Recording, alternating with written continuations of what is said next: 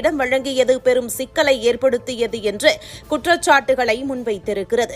கூட்டத்தின் பாதுகாப்பு நடவடிக்கைகள் குறித்தும் தீவிர குறை கூறப்பட்டிருக்கிறது. மறுபுறம் ஆளும் தரப்பு இந்த சம்பவத்திற்கு காரணமாக நேரடியாக விஜய் மற்றும் அவருடைய அணியையே சுட்டிக்காட்டி வருகிறது.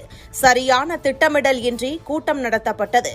அதிகமான மக்களை ஒரே இடத்தில் குவித்ததே விபத்திற்கு வழிவகுத்தது என்று குற்றச்சாட்டுகள் முன்வைக்கப்படுகின்றன. இதனால் இந்த சம்பவம் அரசியல் சர்ச்சையாக மாறி இருக்கிறது. இதனிடையே மத்திய உள்துறை அமைச்சகம் நேரடியாக இதில் தலையிட்டிருக்கிறது.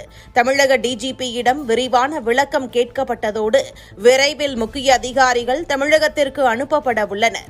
மக்களின் உயிர் பாதுகாப்பு குறித்து அரசு அலட்சியம் காட்டியதா என்ற கேள்வி தேசிய அளவிலும் எழுந்திருக்கிறது. இந்நிலையில் பாதிக்கப்பட்டோர் குடும்பங்களுக்கு அரசு மற்றும் விஜய் தரப்பில் இருந்து நிவாரண உதவிகள் வழங்கப்படும் என்று அறிவிக்கப்பட்டாலும் உயிரிழந்தோர் எண்ணிக்கை அதிகமாக இருப்பதால் மக்களிடம்